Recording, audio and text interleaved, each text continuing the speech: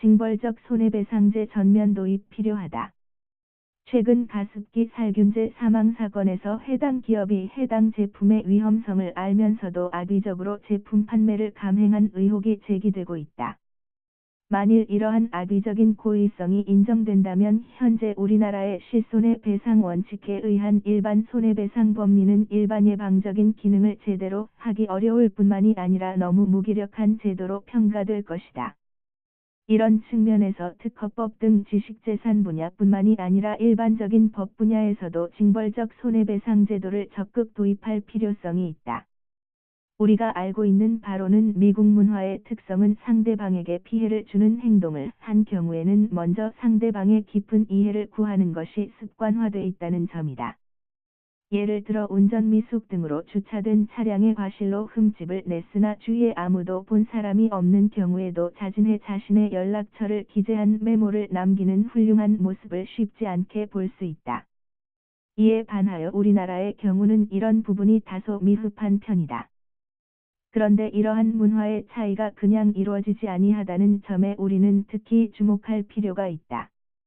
미국인 등의 경우에 자신의 불법적인 행동에 대해 좀 더 신중한 태도를 취하게 되는 가장 중요한 이유 중에 하나가 바로 징벌적 손해배상 제도가 있기 때문이다.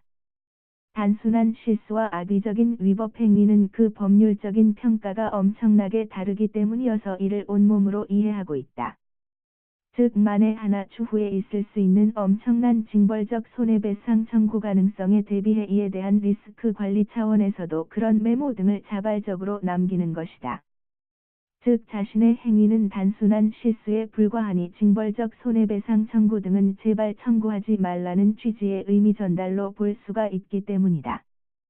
즉 불법적 행위가 악의적인 경우로 판명되는 경우에는 엄청난 금액의 징벌적 손해배상 책임을 추가적으로 물어야 하기 때문에 자기 스스로 사전에 이를 방어하기 위한 하나의 방안인 셈이다. 이에 반하여 우리나라의 경우는 법제도가 완전히 상반되는 측면이 있다. 예를 들어 특허 침해의 경우에 손해배상 금액은 통상 사용료 금액 수준에 그친다. 이러한 법원의 판단은 특허권자와 처음부터 특허권 사용 계약을 한 경우나 이를 하지 아니하고 바로 위반 행위부터 한 경우에 당사자에게 돌아오는 불이익이 모두 동일함을 의미한다.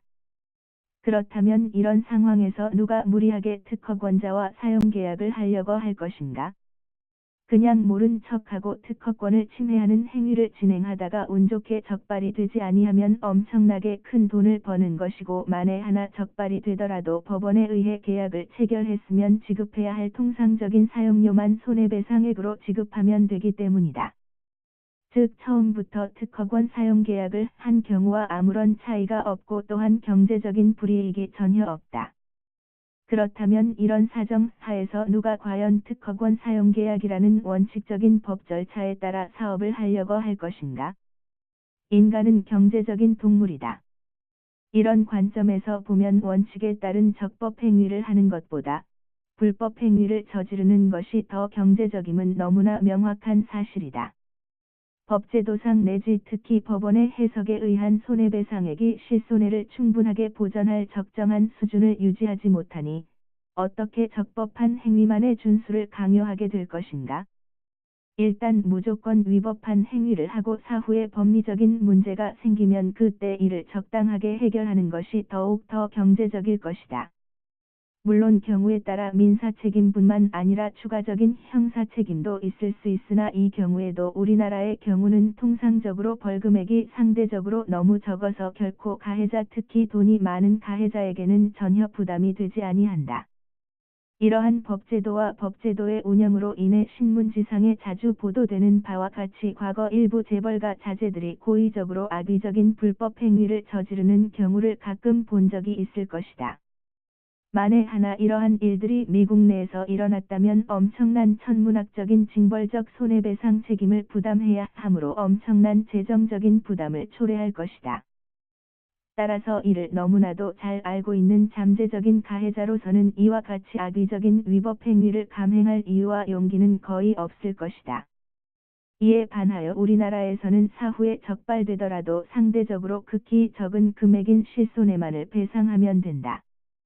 나아가 형사적으로 문제가 되더라도 적정한 금액의 형사합의금만 전달하게 되면 형사처벌 수준 역시 감경돼 상대적으로 가벼운 벌금 내지 집행유예 수준에 그친다. 형사범법자 등에게는 형사적인 제재가 결코 엄청난 두려움의 대상이 될 수 없다. 일부 학자는 견해를 달리하나 징벌적 손해배상 제도의 본질은 손해배상 책임을 가해자의 악의적인 고의 정도에 따라 그 책임을 차등을 두어 구분함으로 이는 법리적으로도 상당히 진보적이고 합리적인 제도라 할 수 있다. 즉 경과실의 위법행위와 고의적으로 한 악의적인 행위를 민사영역에서도 형사영역과 마찬가지로 그 양형을 달리해 그 손해배상 책임을 달리하는 것이다. 이는 정의의 관념에서 보더라도 그 정당성이 충분하게 수긍이 가고 이해가 된다. 자본주의 국가에서 법률상의 손해배상액이 불법행위 정도와 적정하게 균형을 유지하는 것은 너무나도 중요하다. 손해배상액이 너무 적은 경우는 극단적으로 보면 법에 대한 존엄성마저 해칠 정도로 심각할 수가 있기 때문이다.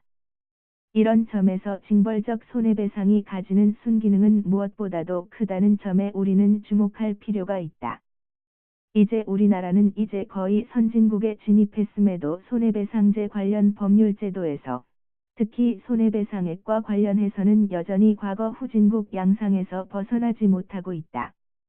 특히 손해배상 금액 규모면을 살펴보면 너무나도 심각하다. 이러한 문제점은 1차적으로는 국내 시장 규모나 법제도상의 문제이기도 하다. 그렇지만 그에 못지않게 이를 해석하고 법을 선언하는 사법부에서도 그간 너무 안주한 점에서도 그 이유를 찾을 수 있다. 즉 우리나라의 경제 규모의 발전 등 급속하게 발전하는 시대의 흐름을 제대로 읽지 못한 데에서 나오는 현상이기도 하기 때문이다. 따라서 가능한 범위 내에서 이제라도 사법부 역시 사법 소비자의 시대적인 수요에 좀 더 귀 기울이고 나아가 이에 좀 더 충실하게 부응할 수 있기를 기대해 본다.